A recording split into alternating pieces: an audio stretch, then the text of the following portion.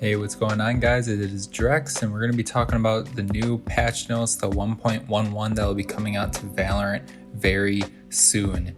If you guys haven't already, please like and subscribe for some more awesome Valorant and Call of Duty videos, and let's just jump straight into it. First, I'll start off with the biggest change that will be coming, that is Skye. Skye will officially be coming as a brand new agent. She'll be able to do some flashing, some healing.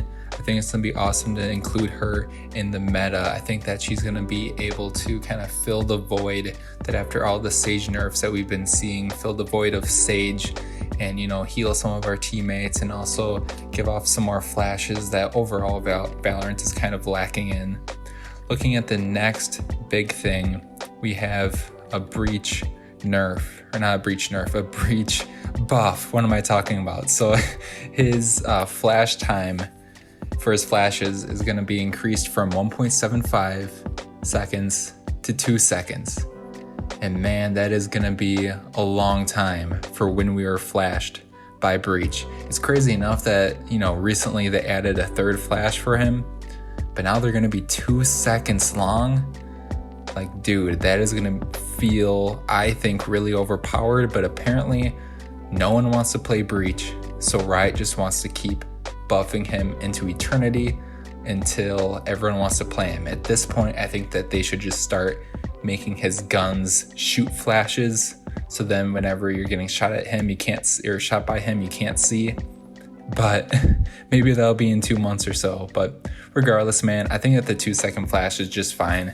Like I said earlier, I feel like that Valorant needs some more flashes, so I think that's actually going to help the meta overall. We got some Cypher nerfs as well. Nothing too big here. I think that they're decent. The spy camera is disabled and revealed upon death, which I don't think is super huge. But the one that I think is pretty big is that the trap wires will be disabled and revealed upon death. Because when your Cypher dies, it's still nice to have his trap wires up, so then if an enemy's trying to flank or get to a site or something, the trap wire will work and actually reveal that person, or at least he would destroy it, so then you know that he'd be there. But instead now they'll just be disabled and revealed when Cypher is dead. So that just means that now Cypher mains, it's even more important for you to try and survive a little bit longer into the round and try and hold off on any early peeking. We also got quite a bit of stuff that went on with Killjoy, a whole bunch of stuff here. This is definitely the agent that received some of the biggest nerfs and not buffs, but little tweaks that are kind of nice, but they kind of added those buffs, or I guess slight buffs, to help balance out the nerfs.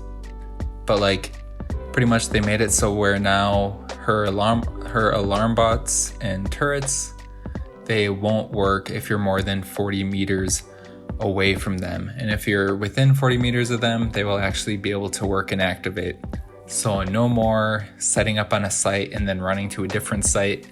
No more checking your flanks on attack side and then running away from it. Overall, this really hurts her on offense, because the biggest thing is setting up for your flanks with those alarm bots and turrets. That's always a super nice thing to do with Killjoy, but I feel like on defense it won't affect her too much, especially if you're just trying to hold down one site. The 40 meters thing probably won't affect you too much depending on where you put that alarm bot, but the turret should be just fine. It's more so on attacking side where we're going to see that make some real impacts. The turret though, the cooldown after pickup has been reduced from 20 seconds to 10 seconds. Now that they definitely added in, I think because of the 40 meter range thing that they added in, just because now they know if you're guarding A side, or if you're guarding the A site and then they plant B or they plant C, then you can pick up your turret, and then when you run back to the other site, it'll probably be done and ready recharging by the time you get there. So that's kind of a nice change that they actually made because of the 40 meter thing, and also just kind of in general. The range for the alarm bot has been decreased from 9 meters to 7 meters, which I don't think really makes too much of a difference, honestly. It's A lot of times you put your alarm bots like right around doorways and stuff, and doorways aren't bigger than 7 meters. So I mean, like, do you really need those 2 other meters? Obviously this is a nerf for sure, but like, I don't think that this is gonna make too big of an impact. And then one nice thing with the alarm bots is that the cooldown after pickup was reduced from 20 seconds to 7 seconds. Like, dude, that is so fast, man. So now when you pick up those alarm bots, you'll be able to drop them back down after 7 seconds. That is pretty quick. And then looking at the Nano Swarm 2, the detection range has been changed from 5 meters to 3.5. That is going to be a bit more of a difference, I think, just because that one does deal some more damage and that one is used differently from an alarm bot. So I think that that particular nerf is going to be fairly significant, but the damage has now been increased from 40 points to 45 health points per second. Not only that, they also changed it so instead of losing health in chunks of 10, now your health will go down every 1/4 of a second. So pretty much, I mean, like, they did increase the damage and narrowed the range a bit. It kind of balances itself out. So it's like at the end of the day, the Killjoy nerfs aren't like massive. Like, Killjoy mains don't have to feel like that they have to switch, I think. I mean, like, they have to play a little bit different.